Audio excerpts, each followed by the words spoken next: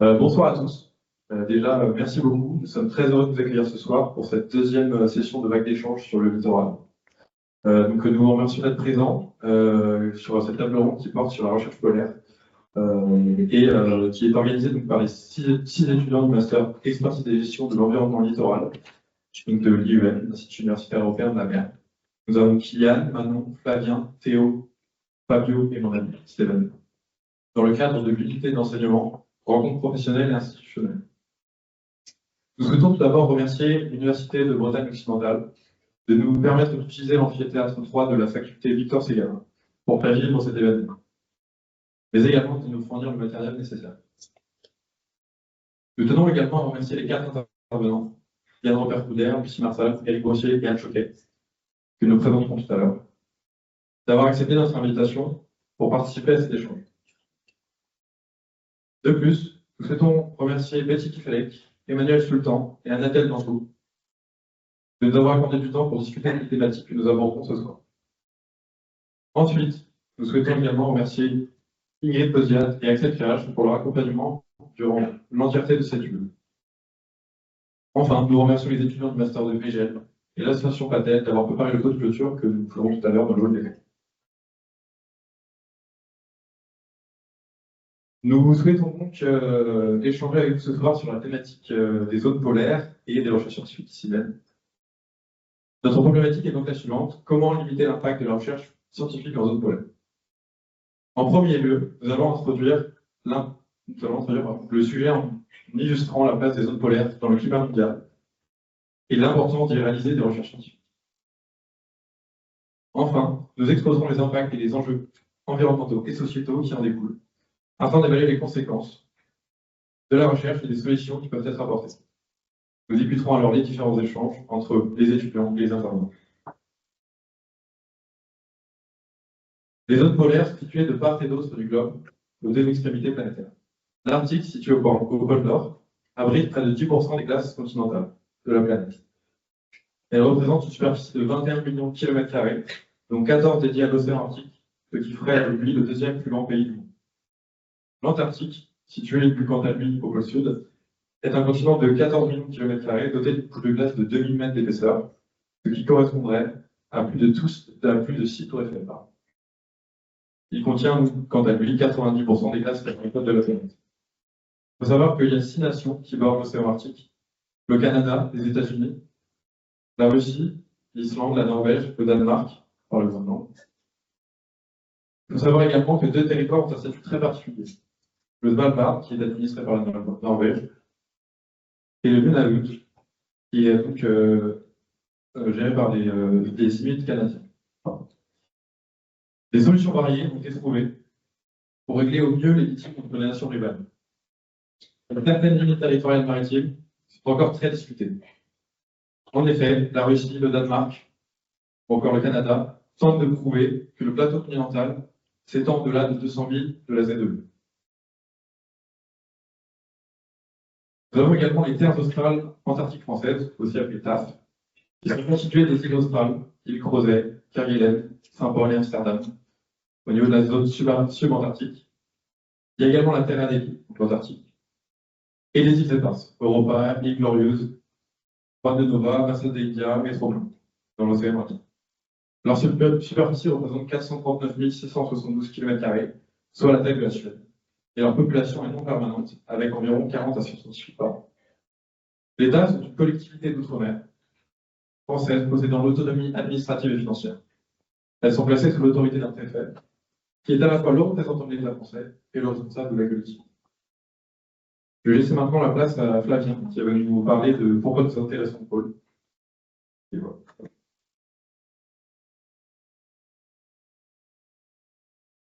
Alors, pourquoi s'intéressons-nous au pôle, sachant que ce sont des zones quand même isolées, excentrées, l'accessibilité est difficile et ça demande des moyens financiers et humains assez importants. Donc tout d'abord, je vais vous parler un peu de climat. La circulation thermodynamique, donc c'est une circulation des courants à l'échelle planétaire, donc qui est due à 2 facteurs, principalement la température de l'eau et sa salinité. Ces 2 facteurs vont en fait jouer sur la densité de l'eau. Plus l'eau va être dense, plus elle va avoir tendance à plonger en profondeur. Donc c'est ce qui se passe au niveau des 2 pôles juste ici et en haut. En fait, l'eau en approchant des pôles va se refroidir, sa densité va augmenter et des masses d'eau vont donc plonger en profondeur, pousser les masses d'eau déjà présentes et va mettre en circulation un système que l'on pourrait nommer de tapis roulant. Il faut savoir que les eaux polaires sont vraiment les moteurs de cette circulation. Comme je viens de vous le montrer, ce sont au niveau des deux pôles que les principales zones de création de courants profonds se créent. Cette circulation carbone a également un impact, notamment au niveau des pôles, sur le stockage du carbone, donc au niveau du cycle du carbone. En plongeant, ces masses d'eau vont avoir tendance à capter du carbone et pouvoir le stocker durant des périodes assez longues. Il y a également un autre impact assez important dans ces zones polaires sur le cycle du carbone. Ce sont principalement liés aux blooms de phytoplancton très présents dans les zones polaires. Donc ce plancton va capter le carbone pour produire de la matière organique, donc c'est le principe de la photosynthèse. Puis ce plancton va être consommé et à la base de réseaux trophiques dans ces zones polaires. Pour parler un peu de paléoclimat aussi, ce sont des zones qui sont très étudiées, notamment de par la calotte glaciaire. Donc la calotte glaciaire, ce sont, comme Stéphane en a parlé, des couches de glace sur des terres émergées qui abritent en fait des vestiges des climats passés. Donc les scientifiques, comme nous pouvons le voir là, vont faire des forages en fait, dans cette calotte glaciaire, donc vont extraire des carottes, et à l'intérieur d'elles, des petites bulles d'air en fait, sont emprisonnées, et ils vont pouvoir étudier ainsi la composition atmosphérique passée, mais également l'évolution climatique. Et il y a également le fait que les pôles sont des vrais réservoirs de biodiversité. Donc, il y a un grand nombre d'espèces endémiques. Donc, une espèce endémique, c'est une espèce qui se trouve à un endroit précis de la Terre. Et il y a également le fait que ce soit un réservoir de spéciation. Donc, la spéciation, c'est l'ensemble des processus qui vont mener à la formation d'une nouvelle espèce. Et ça, c'est principalement dû à l'isolement géographique de ces pôles et au manque en fait, d'échanges avec les autres écosystèmes ou les autres continents. Donc à présent, je vais laisser la parole à Kylian, qui va nous parler de l'évolution de la recherche au cours du temps et l'augmentation de l'intérêt pour ces zones polaires.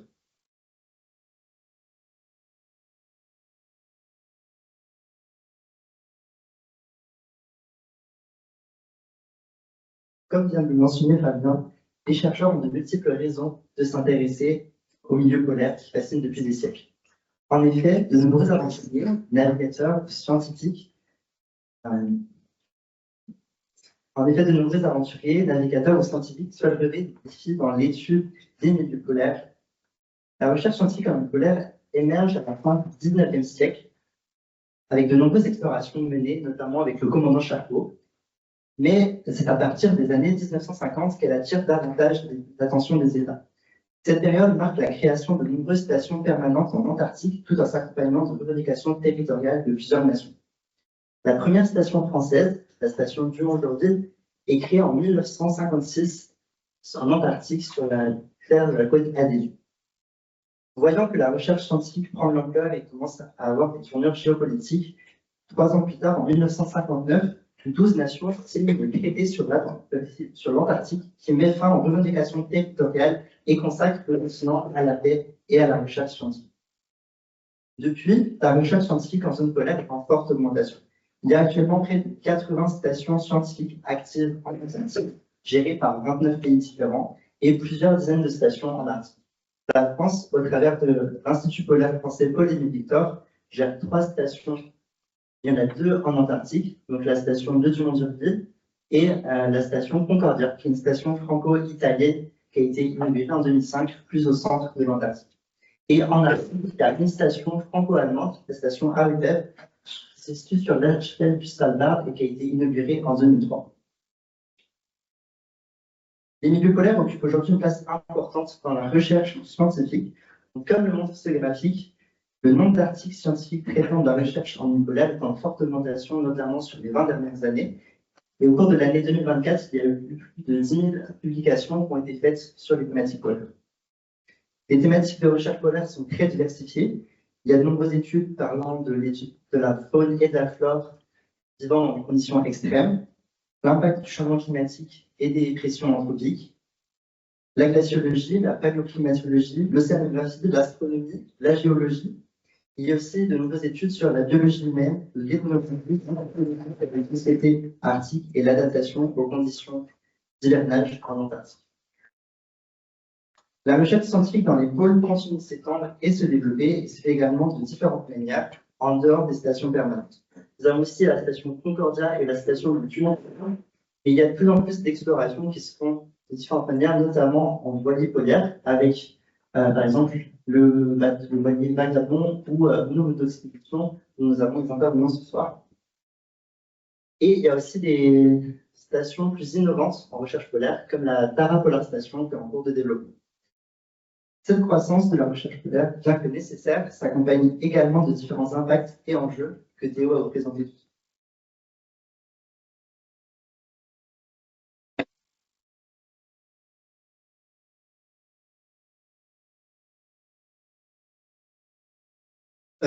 Donc avant de lancer la discussion ce soir, on va revenir rapidement sur cette notion d'impact de la recherche scientifique. L'impact, c'est un mot qu'on utilise tous couramment aujourd'hui, qui a été notamment popularisé par les milieux journalistiques et publicitaires. Il suffit d'ouvrir n'importe quelle presse quotidienne aujourd'hui pour entendre parler d'impact environnemental à tout va. On parle également d'impact social, beaucoup à travers des discours marketing en fait de marques par exemple qui veulent montrer leur contribution positive donc à la société. Et donc cette notion d'impact, elle a été d'abord utilisée en France dans le cadre des politiques publiques au travers de ce qu'on appelle les études d'impact, qui avaient donc pour objectif de mesurer finalement l'efficacité de différents programmes et de juger de la bonne ou de la mauvaise attribution de l'argent public. Et puis, progressivement, cette notion, elle s'est élargie au monde de l'entreprise et on la retrouve notamment dans le cadre de l'économie sociale et solidaire, puisqu'en fait, ces entreprises donc, de l'économie sociale et solidaire avaient besoin d'outils pour finalement montrer les effets socio-environnementaux positifs ou négatifs de leurs activités. Et donc là, vous commencez à comprendre que face à un concept qui fait l'objet de multiples usages comme celui-ci, on se retrouve en fait avec autant de définitions qu'il y a d'usages. Donc nous, ce soir, on a décidé de s'arrêter sur une définition qui est donnée par France Stratégie et qui définit donc France Stratégie, pardon, c'est en fait c'est un organisme qui officie dans l'action publique et qui définit donc un impact comme un effet d'une activité sur l'économie, l'environnement et les populations, en incluant notamment ses effets sur les droits humains. Et donc, dans ce cadre, en fait, cette notion a pour objectif d'évaluer la contribution des acteurs donc, au développement durable. Et donc, alors, on voit que derrière cette notion un peu floue, finalement, ce qui se cache, c'est la notion notamment de responsabilité sociale et environnementale, que ce soit de différents acteurs, hein, des acteurs du monde de l'entreprise, des acteurs de l'action publique, mais également des acteurs de la recherche et de l'enseignement, auxquels nous, on va s'intéresser ce soir. Alors, ces impacts dont on parle, évidemment, ils peuvent avoir des effets positifs ou négatifs. Vous l'aurez compris, au vu de la problématique qu'on a choisie ce soir autour de la limite donc des impacts scientifiques, nous, on va plutôt porter notre regard sur les impacts négatifs de la recherche, même si on est conscient qu'il y aurait beaucoup de choses à dire aussi sur les impacts positifs de la recherche dans les régions polaires, et ce qui ferait sûrement l'objet d'une discussion tout aussi intéressante que celle qu'on aura ce soir, j'espère. Pardon. Alors maintenant, si on met un peu plus, si on veut parler plus précisément du milieu de la recherche scientifique, en fait, on se rend compte que cette question de la limitation des impacts socio-environnementaux, elle ne concerne pas seulement les régions polaires. Et finalement, c'est une problématique qui irrigue plus largement le domaine de la recherche. On vous a mis ici en exemple un avis public du comité d'éthique du CNRS qui avait été publié en décembre 2022. Et donc, cet avis public, il était titré « Le monde de la recherche a la responsabilité de limiter les impacts environnementaux de ses activités ». Et donc, ce rapport, il concluait sur le besoin de mettre en place des moyens méthodologiques rigoureux dans le but d'évaluer les impacts négatifs sur l'environnement de la recherche scientifique, mais également d'intégrer ce diagnostic dans les stratégies de recherche pour aller vers des pratiques plus durables. Maintenant, si on revient à notre sujet, qui est donc la recherche dans les régions polaires, de quel impact parle-t-on, de quel impact négatif parle-t-on finalement? Pour faire une synthèse très brève de ces impacts négatifs, on s'est appuyé sur un rapport de synthèse publié par l'EPB. Donc l'EPB, c'est le European Polar Board, qui est donc une organisation indépendante qui est dédiée aux priorités stratégiques en Arctique et en Antarctique. Et donc, dans ce rapport, en 2023, l'EPB met l'accent sur un certain nombre d'impacts environnementaux. Et parmi ceux-ci, on retrouve notamment les émissions carbone, les émissions de polluants atmosphériques, qui sont notamment liées à la combustion à l'intérieur des stations scientifiques, mais également la combustion liée au transport, qu'il soit maritime ou terrestre. On va retrouver des questions liées à la gestion des déchets, à l'introduction d'espèces invasives, que ce soit par les rejets des eaux de ballast des navires, ou encore par l'utilisation de matériel ou de vêtements qui pourraient être contaminés. On va également trouver des enjeux de perturbation de la faune, de dégradation des sols, que ce soit d'érosion ou de perte de végétation, mais également de pollution sonore et lumineuse, de consommation de l'eau, mais également d'introduction de microplastiques donc au sein de ces écosystèmes fragiles. Alors, ce rapport de l'EPB est très précis sur les impacts environnementaux, mais il nous dit finalement peu de choses sur les impacts sociaux que nous, on a également décidé de traiter ce soir. Donc, on peut faire un rappel des principaux enjeux sociaux qu'on retrouve notamment dans les espaces arctiques, puisque l'Arctique, contrairement à l'Antarctique, donc est un espace peuplé, habité, et notamment par certaines populations qui appartiennent, certains individus qui appartiennent encore à des peuples autochtones.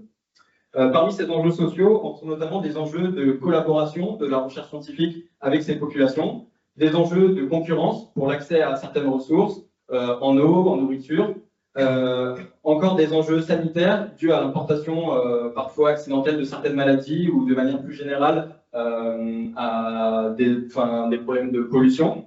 Et enfin, des enjeux d'appropriation, que cette appropriation soit directe ou indirecte, de territoire, de savoir, et également de ressources, donc des appropriations que certains peuvent qualifier parfois même de néocoloniales. Donc, face à l'ensemble de ces enjeux socio-environnementaux, nous tous, citoyens, mais également acteurs de la recherche, avons finalement un besoin de clarification. Clarification d'abord sur un état des lieux de quels sont ces impacts négatifs de la recherche dans les régions polaires. Une clarification aussi sur les dynamiques de ces impacts. Est-ce qu'on va plutôt vers une réduction de ces impacts ou une augmentation? Et enfin, on en parlera ce soir, peut-être une clarification sur les moyens finalement de limiter au maximum donc, ces impacts scientifiques pour continuer à contribuer à la recherche dans ces régions importantes. Donc pour en discuter ce soir, nous avons le plaisir d'accueillir 4 acteurs, professionnels et experts de la recherche scientifique dans ces régions polaires. Donc j'en profite pour les remercier à nouveau tous les 4 d'avoir accepté notre invitation. On est dans l'attente de Yann Pertkuder qui devrait pas tarder à arriver si tout ça va bien. Mais en attendant, je vous invite peut-être à venir sur l'estrade et je vais vous présenter chacun de vous très rapidement pour le public.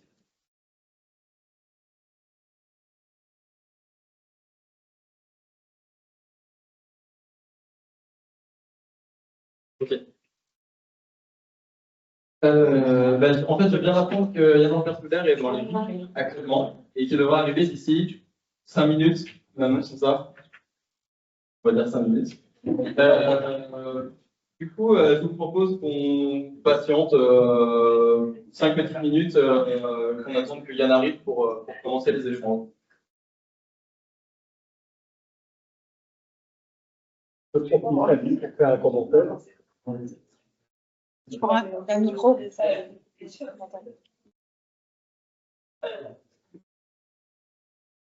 c'est 5 minutes. Donc, c'est probablement pas qui je suis. Bon, c'est la première guerre et je suis aussi à Doha. J'ai travaillé en milieu polaire, notamment dans l'Arctique, avec Priscilla, etc. Et en fait, ce qui manque de l'implémentation, ça vient peut-être un grand point. Mais il manque quand même que le problème ne se limite pas, je dirais, au continent, aux zones englacées. Et une bonne partie de l'activité scientifique, notamment à l'IEM, se déroule sur les océans, avec des moyens, bien sûr, de conséquents. Il y a bien sûr la question de l'impact qui est directement concerné par ces moyens-là. Donc, je pense qu'un petit focus là sur le marin serait pas mal, ça augmenterait un petit peu votre impact. Merci.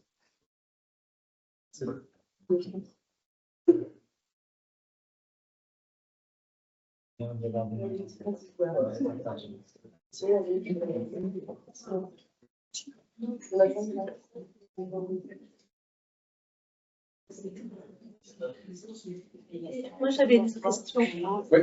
Là, les publics des archives scolaires, c'est les archives par rapport aux pédagogies, avec le web en science. Ah oui, c'est Kylian qui a fait. C'est toi qui as fait les débuts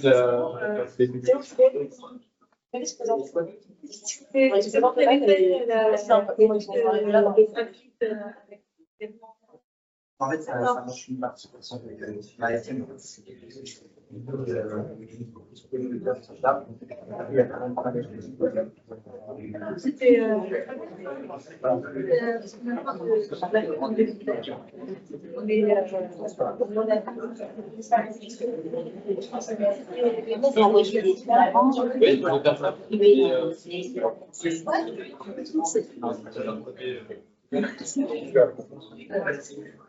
Oui, je vais faire ça.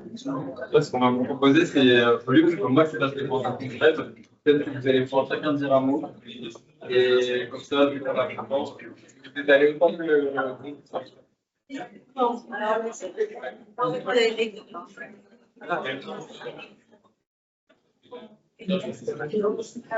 on a une prochaine facilement, la gestion d'un événement,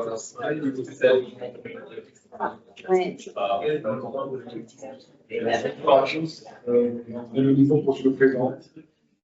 Donc j'ai une formation plus technique, donc ingénieur, mais c'est pendant le service aux ICARGLM, alors que j'ai eu envie de contribuer à la recherche. Donc dans le marché polaire, au bout de quelques années, je me suis décidé à me concentrer sur la partie logistique, et c'est là que j'ai chopé un bateau, ce voilier que vous avez vu en photo tout à l'heure, qui est le port d'attache, c'est Brest, mais ça fait 13 ans qu'on est dans le port d'attache. Et bon, depuis 25 ans, on accueille des programmes scientifiques, on est vraiment à l'écoute des programmes, c'est eux qui nous disent, qui nous demandent, on discute ensemble si on peut aller à tel endroit, à telle période, avec telle personne, tel matériel. On est un peu prestataire, si vous voulez. Mais la particularité, c'est qu'on est resté quasiment tout le temps dans l'Arctique, avec un équipage qui est devenu au fil des années familial. Et alors, je mets ça un tout petit peu au passé, parce que bon, les parties d'hivernage ont été mises entre parenthèses pour la scolarité de nos deux équipières, qui ont aujourd'hui 15 et 17 ans. Mais voilà, dès qu'elles seront un peu plus autonomes, je pense que les missions d'hiver reprendront. Donc, on se concentre actuellement, depuis 3 ans, sur les missions d'été. On a passé 12 ou 13 hivers pris par la glace, et les saisons de programme d'hiver sont bien plus longues. C'est d'octobre à juillet, c'est le programme d'hiver. Donc, c'est sûr qu'il reste juillet à septembre pour les programmes d'été. Voilà en quelques mots. Donc, je pense que Raymond viendra à Brest l'été prochain.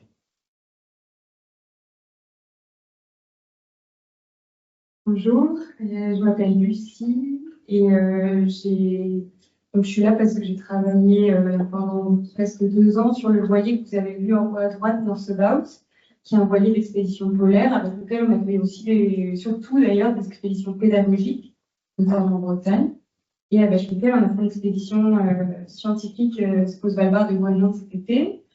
Et comment je suis arrivée là? Donc comme mon voisin de droite fait des études d'ingénieur, mais plus en biologie à Grenoble. Et j'avais pris une année sabbatique avant la fin, donc ça c'était il y a 7-8 ans, pour participer à un projet, enfin monter un projet qui s'appelle Sea Plastics, sur la recherche de plastique en mer Méditerranée. Donc, et après, je suis partie dans d'autres métiers plus à terre. Et il y a 2 ans, j'ai passé, enfin un peu plus maintenant, certificat de marin pour avoir ce rôle embarqué entre la science et la pratique en mer. Et je pense que j'en dis pas mal. Maintenant, je fais ça en 100% local dans la rade de Brest depuis quelques semaines. Donc, ça change, mais voilà, avec toujours ce fil conducteur de mieux comprendre le milieu marin en réfléchissant à quel support on utilise pour le faire. Bonjour, moi je suis Jocquet, je suis enseignante-chercheur en droit. Parce que je fais évidemment de droit. Alors, on me demande souvent comment j'arrivais à travailler sur la culture populaire et je réponds en passant par la lune. En fait, mon mémoire de DEA, j'ai comparé de la vie juridique des grands fonds marins. À l'époque, on ne parlait pas trop encore d'exploitation, donc j'ai comparé la vie juridique des grands fonds marins avec celui de la Lune, parce que la zone internationale et la Lune sont considérées comme étant des patrimoines communs de l'humanité. Donc, en travaillant sur ça, donc, je suis allée régulièrement sur l'Antarctique, parce que la question est également se poser de savoir est-ce que l'Antarctique devait être un patrimoine commun de l'humanité. Et je commençais à m'intéresser aux régions polaires. Donc, j'ai fait ma thèse ensuite sur la protection de l'environnement antarctique. Et je suis partie vers l'Arctique dans le cadre d'un gros projet qui était de réfléchir à un traité sur la protection de l'environnement en Arctique. Et donc, j'ai été embarquée dans ce projet qui était porté par Michel Rocard et Hubert Védrine. Michel Rocard, alors je le dis parce que les étudiants connaissent de moins en moins. Donc, Michel Rocard, ancien Premier ministre français, et Hubert Védrine, ancien ministre des Affaires étrangères. Et donc, alors, on est parti sur les questions arctiques. Maintenant, je travaille aussi bien sur l'Arctique que l'Antarctique, et sur les questions de gouvernance, de prise de décision.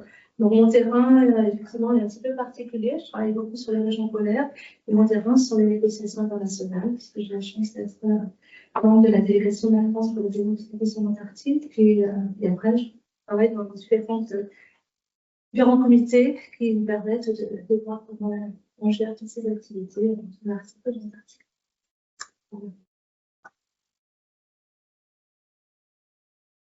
Merci. Du coup, je vais passer la main à Manon et Fabio qui vont animer les échanges ce soir. Et puis, Yann, on y arrivera. Voilà. Merci Théo. Yann arrive dans 10 minutes pour l'arrivant. On va commencer sans lui. Ce n'est pas l'émission la plus intéressante de toute façon.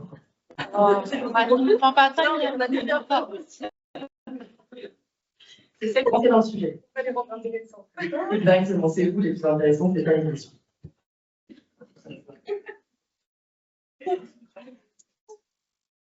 Donc, on en a parlé en introduction, c'est des concepts qui sont un peu éloignés.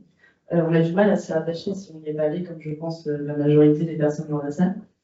Donc, pour vous, dans cette perspective, en quoi la recherche en milieu polaire reste essentielle pour répondre notamment aux défis environnementaux et sociétés actuelles? Pardon, excusez-moi, je n'ai pas précisé à qui je m'adressais. C'est une question pour Lucie et Anne. C'est pas vrai.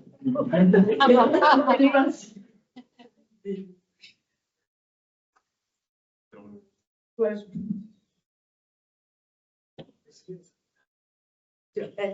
Je commence. Vous pouvez appeler la question. En quoi la recherche elle reste essentielle, même si c'est des conflits quand même assez éloignés? Sur les enjeux, là, vous avez pas mal parlé des enjeux sociétaux.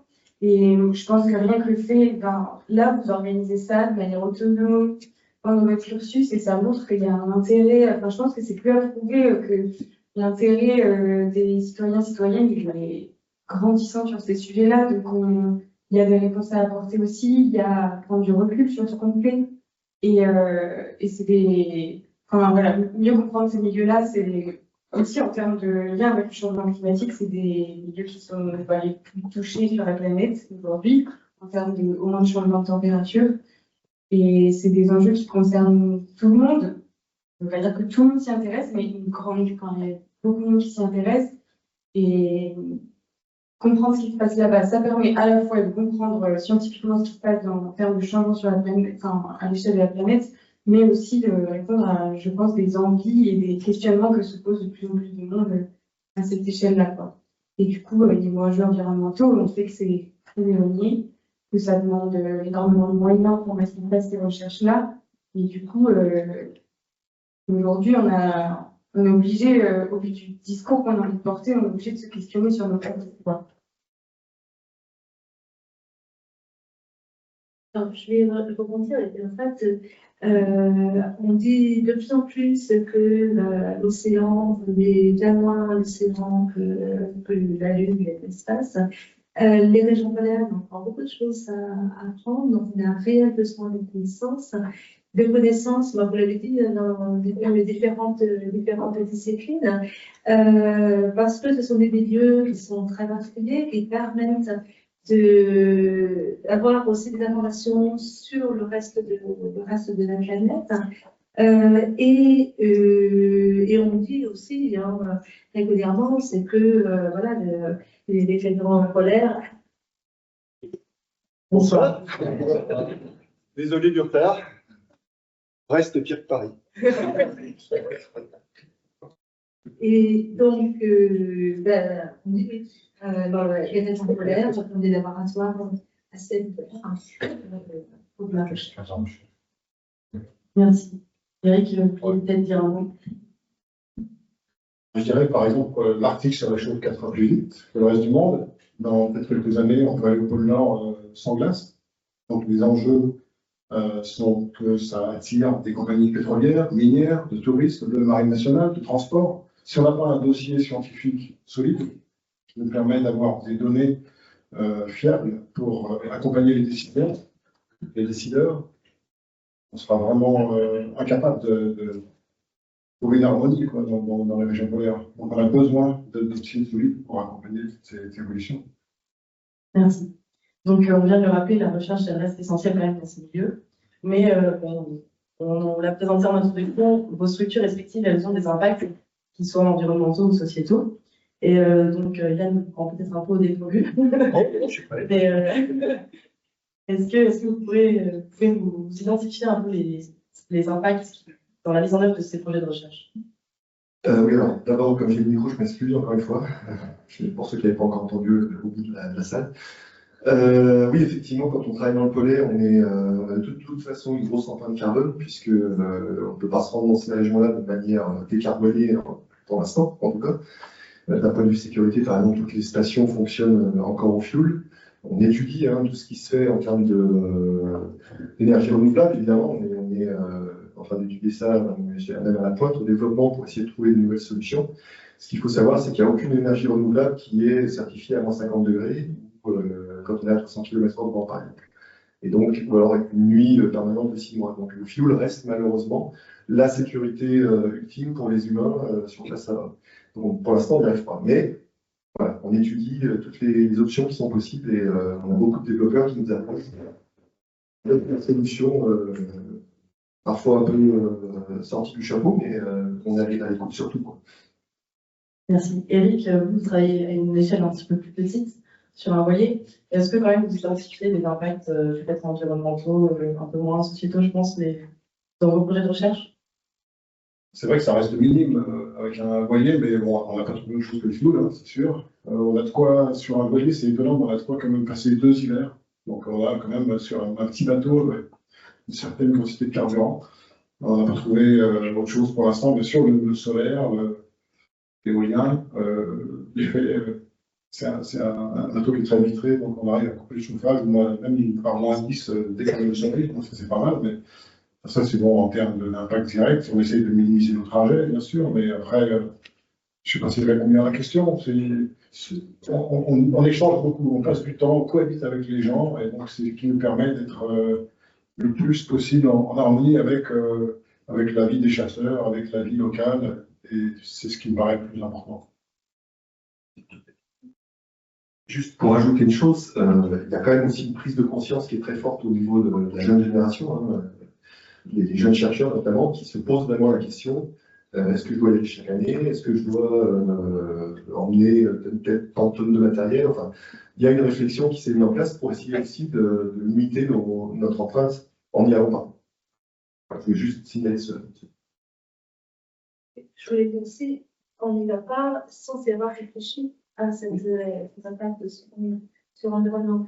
En Antarctique, par exemple, toute activité, quelle qu'elle soit, mais également les activités scientifiques, doivent faire l'objet d'un impact sur l'environnement. Alors, suivant l'impact, l'évaluation sera plus ou moins importante, Donc ça va sur l'impact moindre que le numéro transitoire, impact numérique transitoire, impact plus que le numéro transitoire.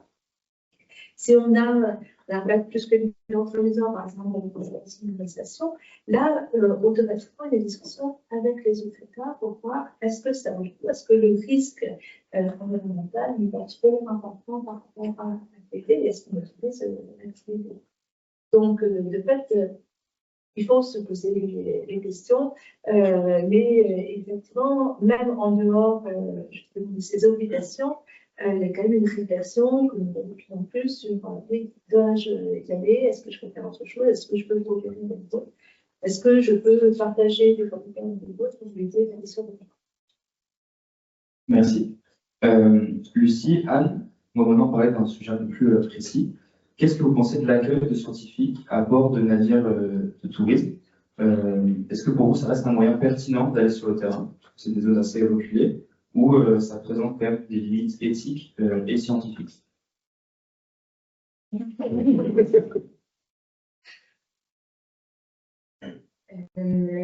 Peut-être en termes de limites éthiques, je pense qu'une des vigilances, enfin, j'ai l'impression que quand on parle de tous ces sujets, parce que là, comme le sujet d'avant, la question, c'est pas tant de faire des généralités, mais de regarder au cas par cas, parce qu'il y a toute possibilité. La question éthique pour moi qu'il faut se poser, c'est est-ce que la personne qui vient pour contribuer à la recherche scientifique, elle est là, ce moteur-là, ou est-ce qu'on propose avant tout d'être là pour justifier une expédition touristique éventuellement par la présence de scientifiques et pour l'écrire partout. En fait, c'est ça la question pour moi, éthiquement, elle est là, c'est est-ce que, enfin, c'est pas greenwashing, mais ce serait du science washing, quoi, de se cacher derrière ce côté, on a un scientifique à bord. Après, il y a des compagnies qui l'assument, hein, qui disent que les scientifiques sont là pour faire des conférences, pas de la recherche.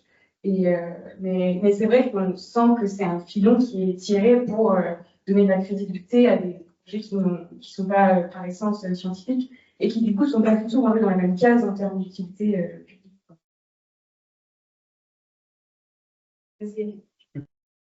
Je peux faire un petit retour d'expérience. J'étais à bord du Grand Parcours, un brise-glace de croisière, le seul d'ailleurs brise-glace de croisière en septembre dernier. J'ai hésité, évidemment, vous devinez, avec ce que je fais habituellement. Mais tant qu'à contribuer à la réflexion, je me suis dit qu'il faut aller voir. J'ai trouvé que c'était intéressant. Alors, j'avais bien en tête la position du CNRS qui déconseille ou interdit, je ne sais pas exactement que ça demande de réfléchir à ses membres embarqués. Donc, effectivement, sur les 20 chercheurs, il n'y avait pas de français. Il y a personne du CNRS. Mais les chercheurs étaient plutôt agréablement surpris. On a réussi à travailler assez bien, une bonne concertation avec l'équipage. Qu'il faut former, qu'il faut leur expliquer en permanence que c'est intéressant de s'arrêter là, même si c'est qu'une demi-heure, faire un prélèvement, que tant pis si les touristes n'ont pas le temps de descendre. Bon, c'est à partir du moment où ils s'engagent à accueillir des chercheurs. Donc ça, c'est quand même intéressant. Après, bon, c'est un avantage de réduire le nombre de bateaux. À partir du moment où, moi le premier, je contribue à donner envie aux gens d'y aller. Donc le tourisme, on sait pourquoi il se développe. Sans même parler du tourisme de la dernière place. On voit toutes ces belles images, ça donne envie d'y aller. On ne peut pas dire, bon, on interdit complètement le tourisme, c'est pas possible. À partir du moment où il y a des bateaux qui sont conçus, mais le brise-glace, comme dans Charcot, c'est le plus puissant qui existe après les brise-glaces nucléaires. Hein. La France n'a aucun moyen de parler. À partir du moment où il y va, bon, pourquoi ne pas, il fait ses croisières, pourquoi ne pas accepter l'invitation? Alors, ça permet de réduire le nombre de navires, ça permet d'aller dans des endroits où on n'a pas d'autres solutions. Et puis ça permet d'éduquer, parce que tous les chercheurs ont fait au moins une intervention, peut-être deux, plus toutes les discussions informelles, plus toutes les visites quand on est sur la banquise, en train de faire une manip, les touristes qui viennent voir, qui posent des questions. Finalement, la moyenne d'âge, c'était pas que des grabataires, c'était 61 ans. Donc c'était pas complètement vain, disons, l'éducation. Et puis on touche à des sphères qu'on n'avait pas. Ça va, ça photo? Ah non, je suis pas. Voilà, juste un retour d'expérience pour contribuer à la réflexion. Moi, c'est une thématique sur laquelle je travaille. C'est quelque chose qui m'interpelle. Donc, m'interpelle. Alors, nous, nous sommes au SANECARA. Le SANECARA, c'est le Comité national français de recherche Arctique-Antarctique. En fait, c'est vers quoi c'est la situation des chercheurs polaires, c'est sur les sciences.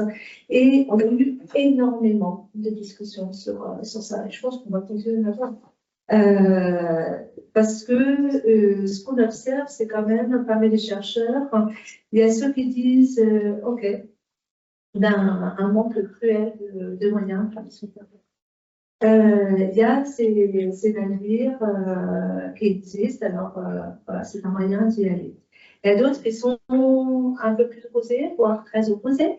On a à chaque fois, hein, on fait les dernières années des débats et des débats sans fin, avec des positions très, très affirmées. Donc moi j'ai essayé un petit peu d'en savoir plus dans le cadre d'une enquête. Alors, j'ai pris quelques chiffres, je ne les ai pas, mais par cœur, mais donc on a sur le retour sur l'enquête qu'on a faite, 30% des chercheurs ont dit voilà, c'est une opportunité perfectible. On en a quand même 35% qui disent c'est une aberration. Donc c'est pas 70% qui disent c'est une opération d'éco-blanchiment. 78, c'est une excuse pour les opérateurs d'aller sur le terrain. Et voilà, donc 77% demandent de réfléchir, d'avoir plus de règles en la matière. Donc c'est qu'une étude, hein, ça mérite toute étude d'être relativisée, mais le constat, peu importe les chiffres, hein, le constat c'est qu'il y a quand même une grosse discussion.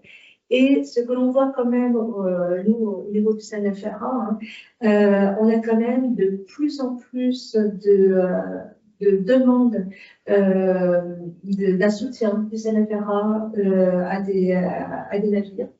Il ne faut pas négliger non plus la science machine du côté des opérateurs touristiques, mais également du côté des explorateurs, parce que oui, on voit quand même voilà, l'excuse de la recherche scientifique utilisée pour des activités de plus en plus qui se développent et qui se diversifient, aussi bien au niveau du tourisme que des Juste, je peux très brièvement pour remettre un peu de contexte aussi, parce que quand on parle de navires d'opportunité, que ce soit, quand je dis navire, c'est un vaisseau de manière plus globale, donc c'est un ligne, des choses comme ça, les chercheurs n'ont pas attendu le polaire pour utiliser ces moyens-là comme vecteur de mesure d'opportunité. Donc c'est quelque chose qui existe, mais c'est toute la façon en fait dont on le gère. C'est-à-dire que, par exemple, le commandant Charcot, alors, je ne sais plus le nom à bord de scientifiques, mais c'est combien c'est. Alors, normalement, c'est 2, 3, voilà. ils étaient 20 exceptionnellement. Ok, donc exceptionnellement, c'est 20. Voilà, c'est par ça qu'il va faire la recherche scientifique française dans les pôles. Donc c'est vraiment quelque chose qui se rajoute, qui doit être pensé à l'avance. Nous, l'Institut polaire, on est 300 chercheurs par an environ, donc à déployer sur les stations.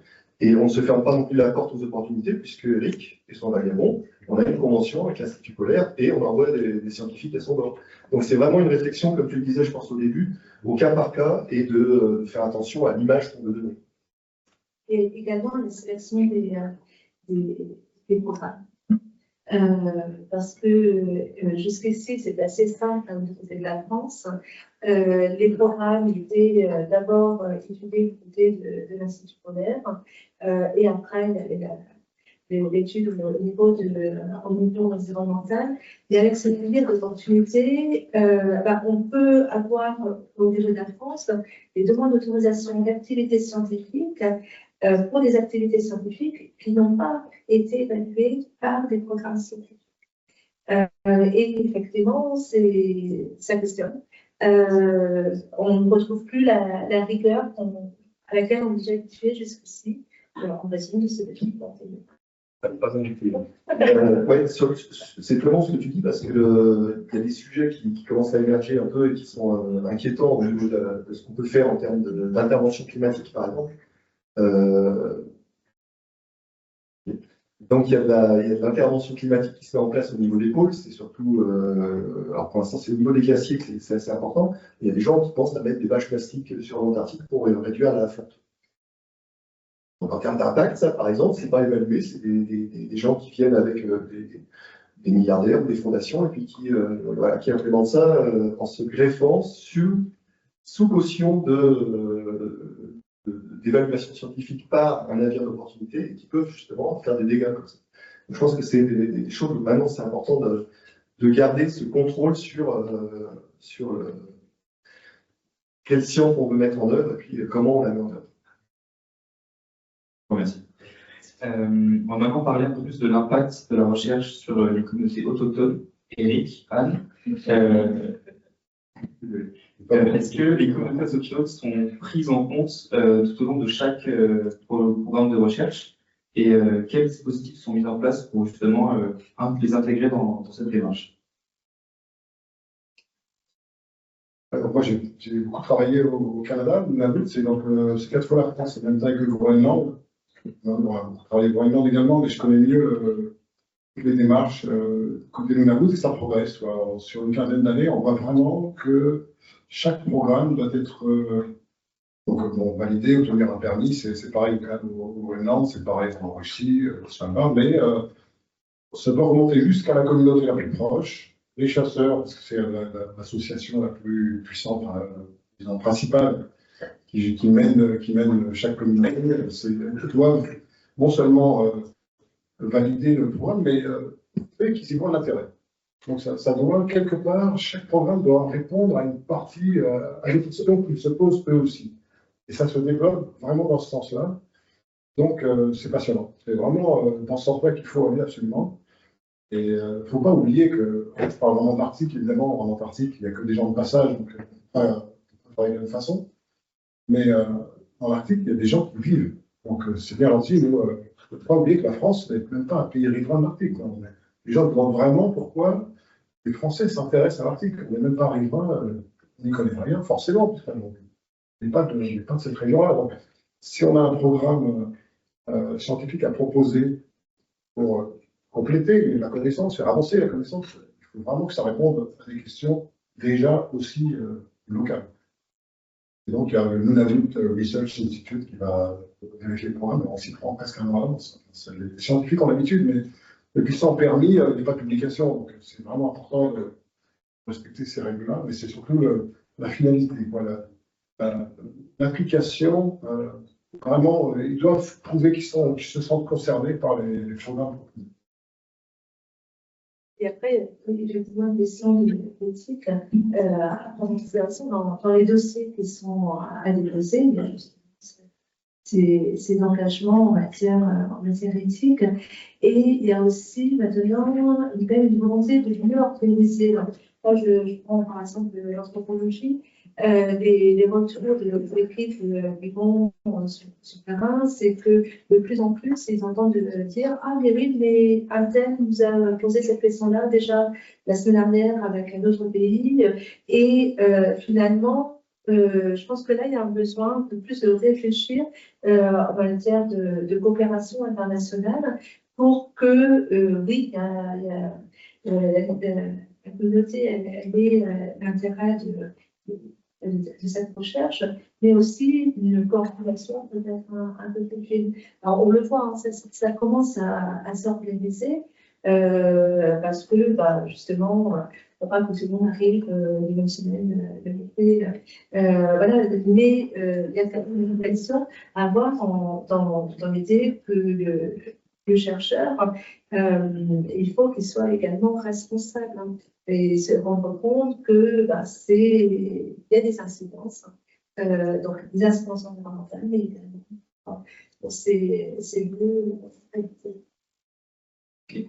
Vous avez un petit peu parlé dans vos réponses de la connaissance qu'ont les populations autochtones sur leur milieu, sur la faune, sur leur milieu de manière générale. Comment ces savoirs sont intégrés dans les projets de recherche et comment ils peuvent être encore mieux valorisés?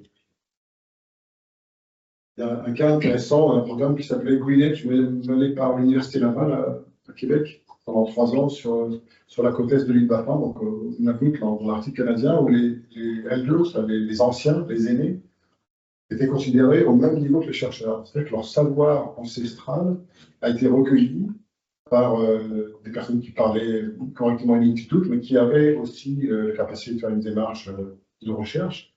Et donc ce savoir sur le thème, enfin, l'objet de ce programme de recherche, c'était le bloom phytoplanctonique. On parlait du plancton tout à l'heure, du phytoplancton.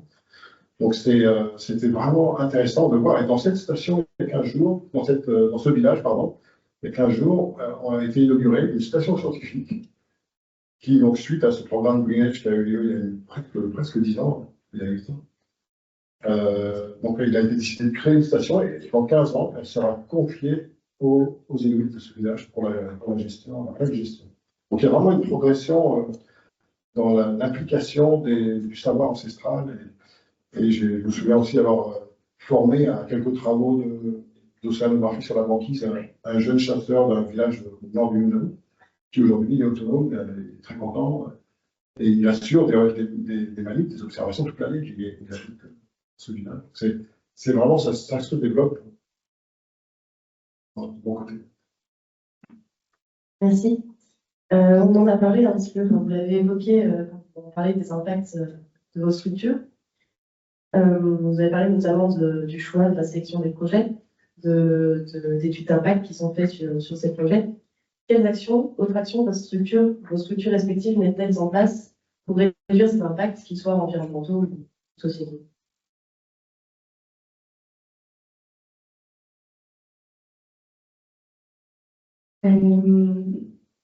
Sur la sélection des projets, oui, la sélection des projets à bord, nous, c'était fixé, du coup, que ce soit des projets de recherche qui soient en lien avec des enjeux liés au changement climatique, mais étant donné ce qui se passe en ce moment dans les pôles, en fait, tout projet de recherche sur ces milieux-là peut être quasiment affilié à la recherche en lien avec le changement climatique.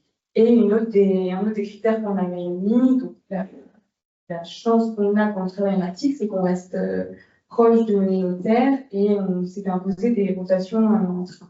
Donc avec des rotations au nord de la Norvège. Donc ça, c'était un des critères qui a été posé. Et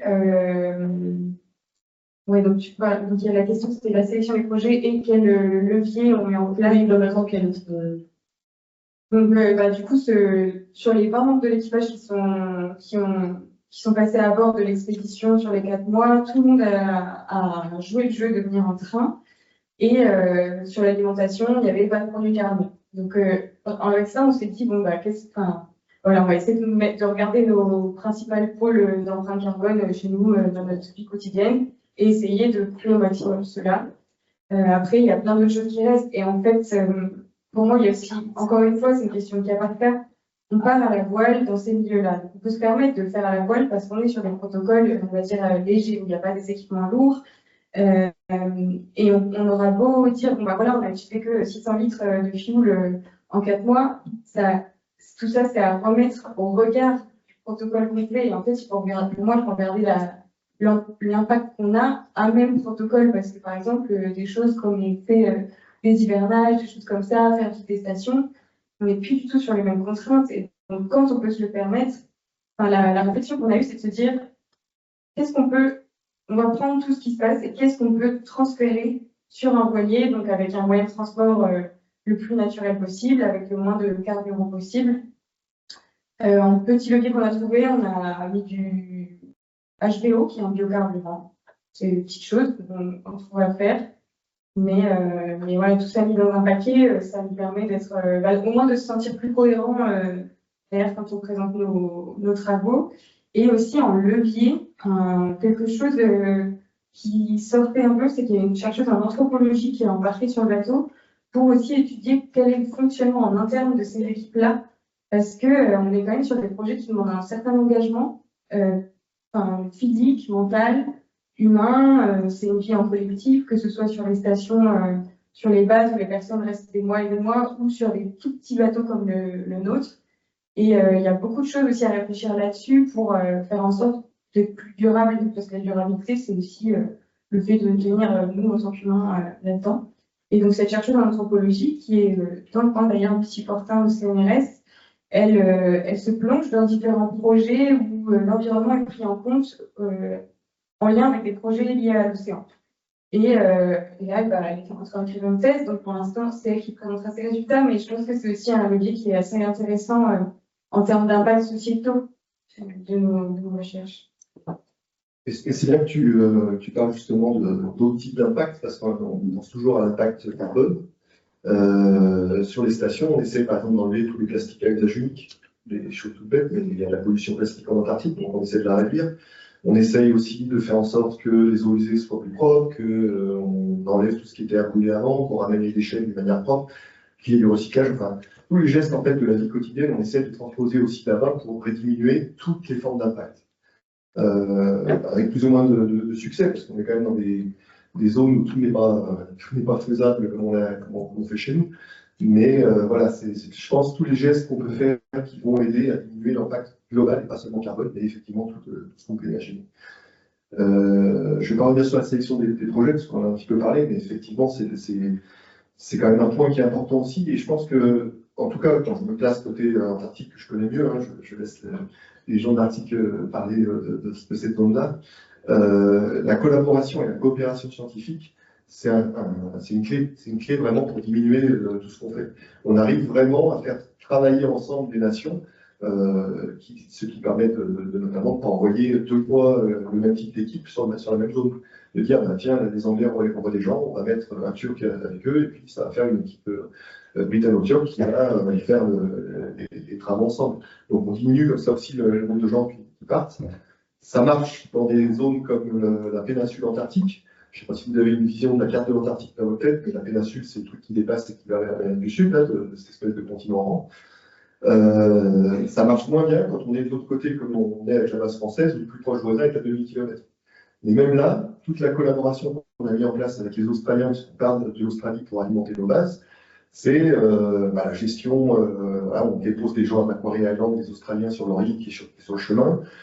Eux, quand ils ont des avions, on en profite pour pas faire un vol dédié pour les Français, mais on va sur le vol australien. Enfin, voilà, il y a aussi ça qui permet de réduire un petit peu l'empreinte qu'on peut avoir. Merci. J'avais juste un exemple de parce que là, c'est vertueux, c'est sympa. Mais il faut aussi avoir conscience que quelquefois des personnes ont des projets auxquels ils n'ont pas.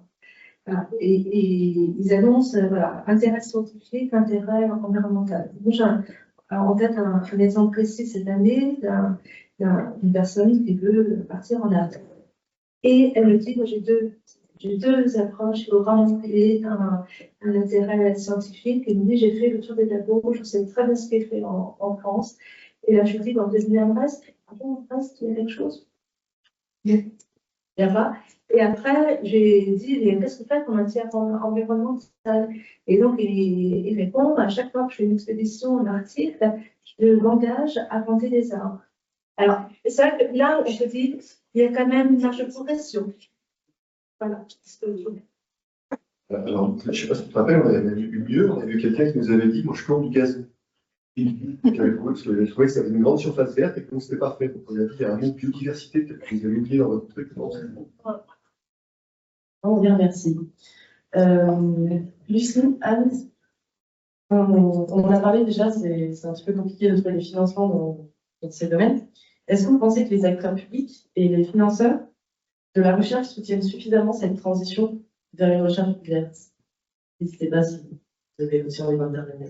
Non, t'as pas bien dit Lucie, Anne. Non, mais moi je vais dire un grand nom parce que c'est un nom. C'est un nom, je trouve ça inadmissible, c'est parce que Yann est là, mais je trouve ça inadmissible que voilà, l'organisme de référence en France, qui, grâce à cet organisme-là, parmi la recherche française, il y a un budget si faible, alors que la recherche polaire, il faut continuer, que la France elle a vraiment fait la preuve de la qualité de sa recherche et le budget ne suit pas. Donc là, c'est vraiment un non. Non. Il n'y a pas suffisamment de moyens accordés à la recherche. Pas suffisamment de moyens accordés à la recherche du point de vue logistique pour aller sur le terrain. Pas suffisamment de moyens non plus pour les postes. Des postes, voilà, à Société Polaire, mais des postes également dans les laboratoires. Voilà, on peut trouver des financements pour des tests, C'est très difficile d'avoir un des postes ensuite.